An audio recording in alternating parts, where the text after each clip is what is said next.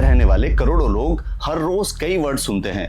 ये खौफनाक वर्ड हैं डेमोलिशन, बुलडोजर और इलीगल कंस्ट्रक्शन। इस वीडियो में आपको पूरा देखने के बाद इसका पूरा सच और सॉल्यूशन समझ आएगा। इस डेमोलिशन के नाम पर कभी किसी का घर ढा दिया जाता है तो कभी रातों रात तोड़फोड़ मचा दी जाती है, लेकिन बहुत सारे लोग अभी भी ये नहीं जानते कि ये डेमोलिशन हो क्यों रहा है। इसकी वजह है ओजोन। इसमें अगर आपका भी घर आता है तो इस वीडियो को जरूर देखें। अब ये ओजोन किसने बनाया और क्यों बनाया और कब बनाया, और इसके नाम पर दिल्ली में सिर्फ गरीब लोगों के ही घर क्यों तोड़े जा रहे हैं। और अब ये डर सिर्फ दिल्ली में नहीं बल्कि उत्तर प्रदेश में भी स्टार्ट हो चुका है। गाजियाबाद में इसकी दस्तक सुनाई देने लगी है। तो आज आपको इस वीडियो में इसका पूरा मास्टर प्लान समझ आ जाएगा। तो पहले आसान भाषा में समझिए कि आखिर ये ओजोन है क्या। कि ओजोन में ओजोन लगाया है। इसका क्राइटेरिया एकदम बिल्कुल साफ है। यमुना नदी का पानी जहां तक फैलता है उस पूरे एरिया को ओजोन कहा जाता है, और ये जोन उत्तर में वजीराबाद बैराज से लेकर दक्षिण में ओखला बैराज तक लगभग 22 किलोमीटर की लंबाई में फैला हुआ है। ओजोन के नाम के इस वर्ड का जन्म दिल्ली के मास्टर प्लान के तहत यमुना नदी के बाढ़ के क्षेत्र को सेफ रखने के लिए हुआ था। साल 1962 में दिल्ली का पहला मास्टर प्लान बना था। उसके बाद साल 2021 में जब दूसरा मास्टर प्लान आया, इसमें दिल्ली को 2041 तक कैसा होना चाहिए ये फिक्स किया गया है। कहां रोड बनेगा और कहां पर रोड को चौड़ा किया जाएगा, और कहां पर नई डेवलपमेंट होनी है, और कहां पर डेमोलिशन करके उस जगह को खाली करा के किसी और काम के लिए इस्तेमाल किया जाना है। इसमें मोस्ट इंपॉर्टेंट है यमुना और इसके आसपास की जगह को रिजर्व करना, और इसके लिए मास्टर प्लान में दिल्ली को 15 जोन में बांटा गया है। इसमें यमुना के पास की जगह को सुरक्षित रखने के लिए इसे ओजोन का नाम दिया गया। मतलब ओजोन में कोई कंस्ट्रक्शन नहीं होगा या नहीं होने दिया जाएगा। पर एक बात आप यहाँ नोट करें कि अभी तक लगभग 94 कॉलोनीज इस ओजोन में बन चुकी हैं। करीब 15 लाख परिवार इन कॉलोनीज में रहते हैं, और इस ओजोन को पास करने वाली सरकारी संस्था है DDA, दिल्ली डेवलपमेंट अथॉरिटी। और मजे की बात यह है कि ये जगह को सिक्योर करने की जिम्मेदारी भी इसी संस्था की थी, लेकिन इसके ऊपर फाइनल कॉल लेने का अधिकार सीधे केंद्र और केंद्र के शहरी विकास मंत्री और इसके चेयरमैन यानी दिल्ली के उपराज्यपाल LG के हाथ में है। बिना इनकी कस्टडी और सांसद की मंजूरी के इस जोन के नियमों का बदलाव नहीं किया जा सकता। अब इस ओजोन को भी 2 पार्ट में बांटा गया है, ओजोन 1 और ओजोन 2।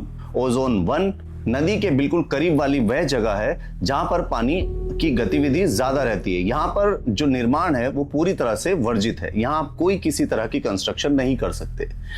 ओजोन 2 ये ओजोन 1 के जस्ट बाद शुरू होता है और ये यमुना के बाहरी हिस्से में आता है। इस जोन में सिर्फ खेती की जा सकती है या पार्क बनाया जा सकता है। यहाँ कोई पक्का मकान, बहुमंजिला इमारत, कमर्शियल कॉम्प्लेक्स या कंक्रीट का ढांचा बनाना पूरी तरह से गैर कानूनी है। अब क्योंकि यहाँ पर खेती की जा सकती थी तो इसलिए बहुत सारे किसान सालों से यहाँ पर खेती करते थे, और अच्छे पैसे मिलने पर उन्होंने अपनी इस खेती की जमीन को बिल्डर्स को बेच दिया। अब बिल्डर्स ने इस जगह की कोई बाउंड्री या मार्किंग ना होने की वजह से इसके कुछ हिस्से में स्ट्रॉन्ग कंस्ट्रक्शन स्टार्ट कर दिया, क्योंकि इन जगहों में पिछले करीब 30-40 साल से कोई बाढ़ का पानी नहीं आया। तो कुछ सरकारी अफसरों, नेताओं और बिल्डरों की साठगांठ से यहाँ कंस्ट्रक्शन स्टार्ट किए गए, और DDA किसी भी जिम्मेदार सरकारी संस्था ने इन पर किसी तरह की कोई रोक नहीं लगाई और ना ही कोई बाउंड्री सेट की इसके अंदर कंस्ट्रक्शन का काम नहीं होगा, और ना ही इन जगहों को कंस्ट्रक्शन करने से रोका गया। रोकना तो दूर, यहाँ बल्कि वो सारी सरकारी सुविधाएं दी गई जो कि एक अप्रूव्ड कॉलोनी को मिलती हैं, जैसे बिजली, पानी, सड़क, सीवर, गैस कनेक्शन और राशन कार्ड। अब रातों रात सरकारी फंड से पक्की सड़क यहां बना दी जाती है। बाकायदा सरकारी टेंडर पास करके जमीन के नीचे सीवर की लाइन बिछा दी जाती है। BSES राजधानी यहां बिजली के लीगल कनेक्शन देती है। सरकारी गैस कनेक्शन घर घर तक पाइप पहुंचाकर यहां पर गैस पहुंचाता है। इतना ही नहीं, यहां रहने वाले लोगों के पास भारत सरकार द्वारा जारी आधार कार्ड, चुनाव आयोग की वोटर ID कार्ड और सरकारी राशन कार्ड तक मौजूद है, जिसकी वजह से ये कंस्ट्रक्शन का विकास बहुत तेजी से हुआ। क्योंकि कुछ भी इलीगल जैसा था ही नहीं। नेता यहां वोट लेकर नेताजी बन गए और बिल्डर्स नोट कमाकर बाबूजी। यानी वोट और नोट लेते वक्त जोन लीगल था, मिडिल क्लास और गरीबों के घर को बचाने के लिए अब ये इलीगल है। आज इस ओजोन में करीब 95% घर पक्के लेंटर वाले हैं और ज्यादातर 3 से 6 मंजिल के बीच तक बने हुए हैं। एक मिडिल क्लास एंड गरीब आदमी अपने घर को बनाने के लिए अपनी पूरी जिंदगी की कमाई यहाँ पर खर्च कर देता है, अपनी पुश्तैनी जमीनों को बेच के यहाँ पे घर लेता है और सरकार का एक गलत फैसला इन सब की जिंदगी और सपनों को बर्बाद कर देता है। अब सबसे बड़ा सवाल यह है कि मास्टर प्लान कहता है कि यहाँ तिनका भी नहीं हिल सकता, तो ये बहुमंजिले इमारतें, सरकारी सुविधाएं और ये जो फैसिलिटीज यहाँ पर दी गई हैं, ये आसमान से तो टपकी नहीं है, ये किसी ना किसी ने तो सेट कराई है। इन सबको रोकने की जिम्मेदारी आखिर किसकी थी और आज जवाबदेही किसकी है? डीडीए के पास इनकी अपनी इन्फोर्समेंट विंग है जिसका काम है कि अतिक्रमण को रोकना। ये इनकी सबसे पहली जिम्मेदारी थी। दिल्ली में बिल्डिंग बायलॉज लागू करने और अवैध निर्माण को सीलिंग करने की जिम्मेदारी एमसीडी की थी, लेकिन नहीं किया गया। स्थानीय पुलिस किसी भी प्रतिबंध जोन में अवैध कंस्ट्रक्शन शुरू होते ही उसे तुरंत रुकवाने और एफआईआर दर्ज करने की जिम्मेदारी और पावर पुलिस के पास होती है, जिसका इस्तेमाल नहीं किया गया।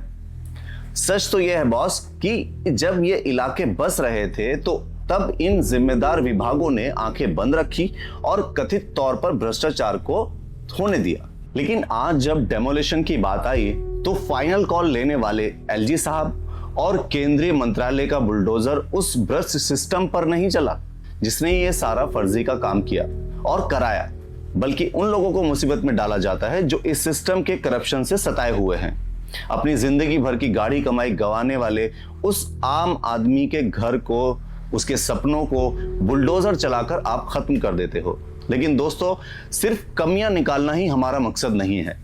इस भयंकर दलदल से निकालने का एक बेहतरीन और साफ और कड़ा और प्रैक्टिकल रास्ता मौजूद है, बशर्ते सरकार और प्रशासन नियत साफ रखे।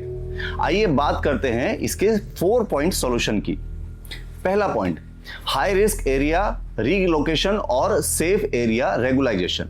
सबसे पहले बिना किसी देरी के इस पूरे 22 किलोमीटर के ओजोन की बाउंड्री लाइन सेट की जाए और जो लोग बिल्कुल नदी के किनारे पर हैं यानी हाई रिस्क में हैं, उन्हें सरकार पक्के मकानों में रिलोकेट करे। जो इलाके नदी से सुरक्षित दूरी पर हैं यानी सेफ जोन में आते हैं, उन्हें मास्टर प्लान में बदलाव करके तुरंत रेगुलाइज किया जाए ताकि लाखों लोगों का परिवार आसानी से रह सके और इस दम घोटने वाले इशू से आजाद हो।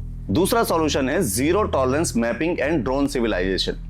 पूरे इलाके में हर महीने ड्रोन से जांच होनी चाहिए ताकि यह साफ रहे कि कहीं कोई नया कंस्ट्रक्शन या निर्माण, पक्की दीवार या कोई छोटी मोटी झुग्गी भी यहां पर नहीं तनी है। तीसरा सॉल्यूशन, अधिकारियों की यहां पर सख्त जवाबदेही होनी चाहिए। हफ्ते में कम से कम एक बार लोकल पुलिस और लैंड अथॉरिटी की टीम यहां साप्ताहिक गश्त करे यानी वीकली राउंड करे, ताकि ये जो भूमि माफिया हैं ये सरकारी जमीन पर कब्जा करने की कोशिश ना कर सके। और सबसे बड़ा नियम, अगर इस मार्क्ड एरिया के अंदर एक भी ईंट रखी गई तो डीडीए, एमसीडी और इनके जितने भी अधिकारी हैं उनके नाम तुरंत एफआईआर होनी चाहिए। जनता की भागीदारी भी यहां पर तय होनी चाहिए। तो चौथा पॉइंट जनता के लिए भी है। जिस भी इलाके से यमुना लगती है उस किनारे को साफ रखने और उसकी देखभाल की जिम्मेदारी वहां के लोकल कम्युनिटी और आरडब्ल्यूए को सौंपी जाए। जब वहां के लोग खुद चौकीदार बनेंगे तो नदी भी साफ रहेगी और अतिक्रमण भी नहीं होगा। बुलडोजर चलाकर इंसान को उजाड़ देना कोई परमानेंट सलूशन नहीं है। इसका इलाज है कड़े नियम, डिजिटल मॉनिटरिंग और भ्रष्ट अधिकारियों पर सख्त कार्रवाई। तो क्या सरकार को इन 4 पॉइंट फॉर्मूला को अपनाना चाहिए? कमेंट बॉक्स में अपनी बेबाक राय जरूर लिखें। तो जितना ज्यादा से ज्यादा हो सके इस वीडियो को शेयर करें और साथ साथ लाइक जरूर कर दें अगर आपको ये वीडियो पसंद आई हो। Thank you so much. मिलते हैं अगली वीडियो में। Take care, bye.